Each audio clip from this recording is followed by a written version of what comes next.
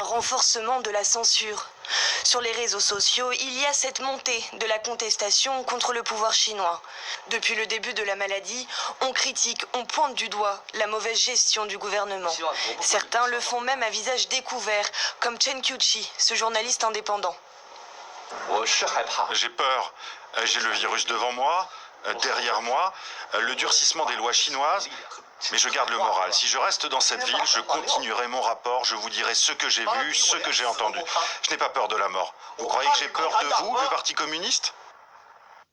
Depuis, le jeune homme a disparu, placé en quarantaine selon les autorités. Sur Internet, on fustige le gouvernement. On aurait voulu faire taire Chen Qiuqi. Une version plausible quand on connaît la position du président chinois. Xi Jinping veut renforcer le contrôle des revendications d'Internet. C'est très important, les réseaux sociaux et les médias en Chine, parce que, évidemment, c'est un fantastique moyen de contrôler l'opinion.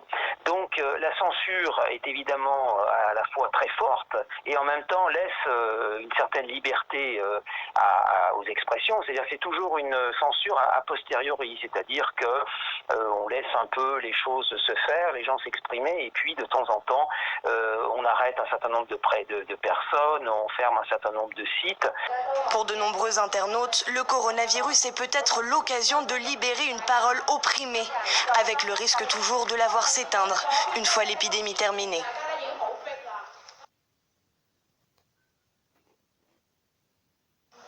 « 142 morts supplémentaires dues au coronavirus en Chine ce samedi. Un chiffre stable par rapport au jour précédent. Le nombre de nouvelles contaminations, lui, s'élève à 2009.